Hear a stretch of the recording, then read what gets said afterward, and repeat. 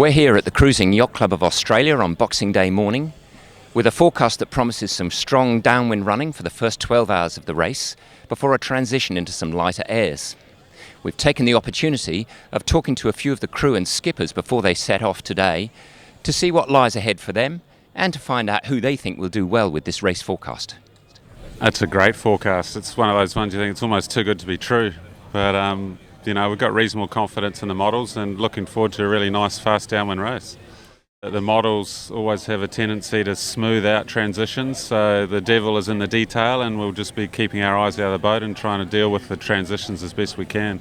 It's probably not the best forecast for us. We will struggle against the lighter sort of TP52s that really get up and go downhill, but just the way things go with the timing, it could really be anyone's race. Everyone, we've just got to sail our own boat well and hope that it pans out for us.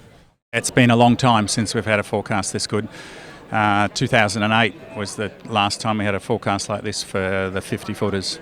The transition is a key moment for the navigator, but the boat handling is very important on that first afternoon. I mean, 30 knots and a 2 to 3 metre sea is difficult sailing conditions for anybody, and in a tiller-steered 52-footer, it's particularly hard work. So there's a few jibes, and they're going to be all hands to make sure those jibes are safe, because it's easy to mess up a jibe and that'll put you out in what looks like a fantastic forecast at the moment.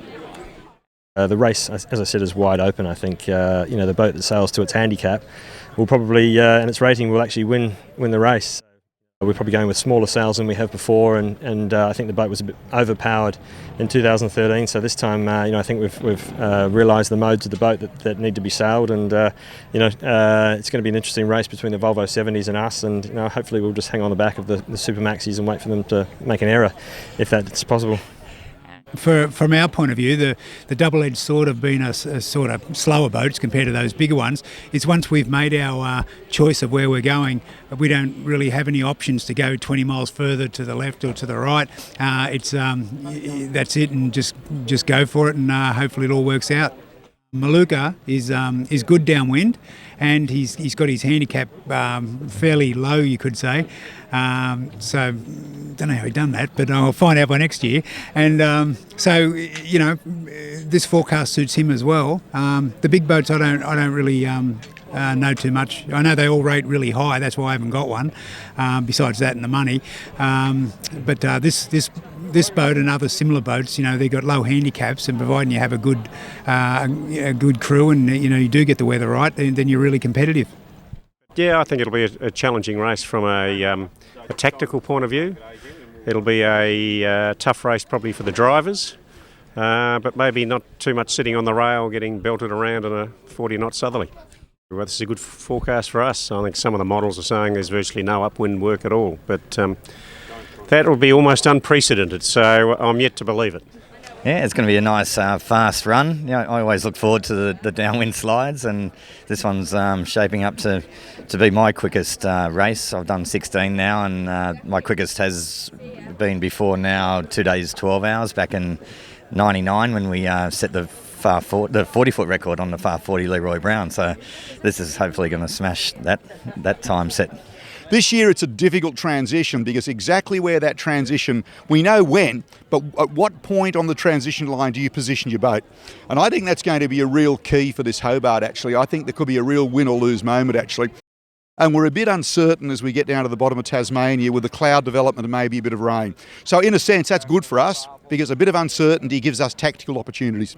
I really feel in that 25 to 35 knots, mainly downwind sailing, look, you'd have to put your money on Ichiban. Absolutely, it's what you sort of buy these boats for, is going downwind at really good speeds, and it is challenging, but it's also exhilarating. You're sort of living on the edge, and that's what some of us really love. I think the weather forecast is good for our size of boat, but unfortunately, yes, maybe the TP52 has an advantage downwind. It's not so bad for us because we have a lot of rookie on board with no offshore experience, so it's good to start like that for the first race with a U-box. It will be about the routing and take the good decision on tonight. I think that will be the key point of the race. Are we going to run out of sails? I have a terrible reputation of blowing them up, so they reckon that they've made this A4 greenie proof. Well, we'll just have to find out.